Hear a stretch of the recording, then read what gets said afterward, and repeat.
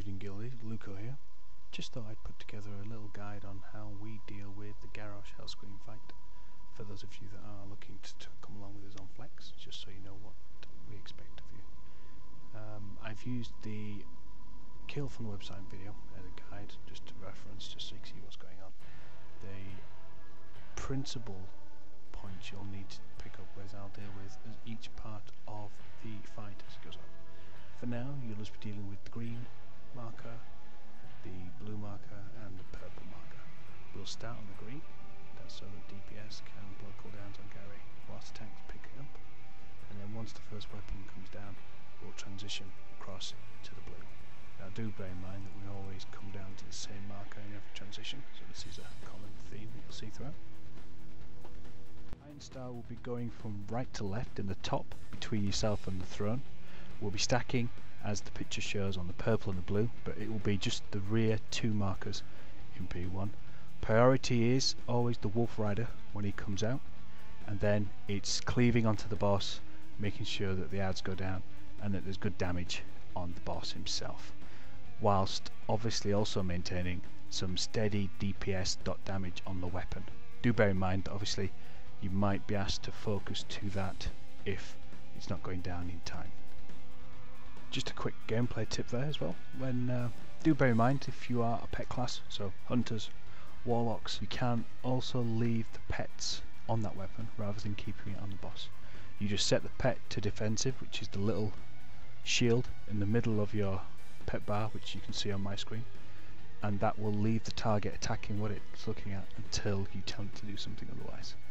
Another point is things like multi-doors.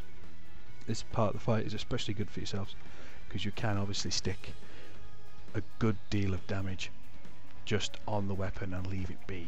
Havoc with Chaos Bolts is also a really good point for doing there, or if you have a low health, Havoc and Shadow Burn onto the weapon, that should bring it down fairly quickly. Okay, so as you can see there, we have gone through the first transformation for Gary. He's got a full bar of health again, and we've just hit phase 2. Elegantly displayed by DBM. What's going to happen now is we'll go into a transition. The first transition here is actually the terrace. Important tip here, no DPS at all on these ads when we start. As you can see, some of them are getting caught, but I think that's just Sam's taunting swipe. Now the idea is obviously get all the ads up to the top and then we cleave them down. The reason for that is twofold, is we don't lose any of the debuffs, which you should see are the little yellow orbs that are landing on the floor from the death of the ads. They give you a damage debuff, which means you'll take less damage from the boss as he's doing his from the death of the ads. They give you a damage debuff, which means you'll take less damage from the boss as he's doing his cleaves onto the ground. Is to try, although I'm not doing it, keep as close as you can to the boss, because you have less movement then away from where he's going to smash down with his axe, and just keep up the damage. Here we go, look. Some healing cooldowns are sometimes used here. It's more defensive cooldowns, for example, smoke bomb, some of the battle shouts that the warriors can do, they're sometimes useful here as well. And we emerge into phase 2, where we start on the blue. This, as before mentioned, will be always the start point. Extra mechanic here which we need to keep an eye out for, which you'll see in a second. Touch of Asari, there you go. Now this is a mind control. What happens is you get possessed, you get made big, and you start casting the same spell to try mind control other people. So it's very important that you interrupt, but then more importantly DPS that individual down to below 40% of their health. Once that's done, the mind control will break.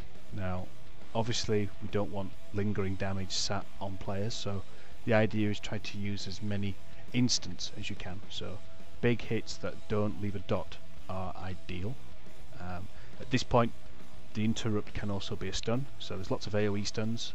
Warlock Shadow Fury, the Thunderclap that the Taurens have, Disorientating Roar I believe that Druids have, and Fire Dragon's Breath I believe for the mages. Any number of AoE CCs that will break people, or at least silence them, and then DPS them down. Now in our raid we have the ranged and the healers still stacking up with the melee taking care of themselves. You might notice that sometimes the tanks will pull Gary away from the raid from the middle. That's to try and lower the damage that's been put out.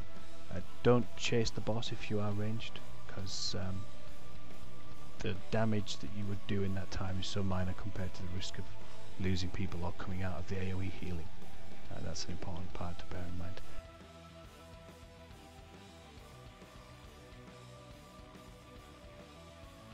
There you go, we can see Rubbish there getting stunned. I drop a scatter shot on him, DPS him down, and there we go. Back out. As you see there, the weapon is indeed dying. Now, as we get into this rotation, you'll notice obviously that it will do a Desecrate, it'll do a Mind Control, then it'll do a Desecrate, then it will do a Whirling Corruption, as you can see there. Except on the phase where we're looking to go into the next room, so the next transition. That's when it will do the weapon and it will do the corruption. Now, at that point, damage isn't needed on the boss. The requirement is to get it onto the actual weapon to make sure it's clear once we get in. Our raid, as a rule, will have Group 1 go to the left of whatever the transition is, and Group 2 go to the right. If there's more than that, then we'll just say the odd numbers will spread. But that's the general rule, so imagine that Group 1 will be left, Group 2 would be right. If there is a 3 and 4, then Group 3 would be to the left, Group 4 would be to the right, so just expect that. Okay, welcome to P3. Same thing again, land on blue, we're going to be moving between blue and purple. There is still the weapon to be worried about, so that needs to be paid attention to, though we won't ask you as a rule to DPS it. Slight change there. At this point now, the priority is the mind controls, which still require a interrupt or a stun, and the corruptions, the whirling corruptions. I mentioned earlier that they come back into the fight later on. This is the point where we need to start worrying about them. What will happen is, as he's doing the whirling corruption, which you'll see in a minute, there will be some swirling marks on the ground, and these swirling marks will spawn shards. About 1 million health. Now, the tendency here, this is something I want to stress, is to panic, run away with the ad. So the trick is a controlled spread.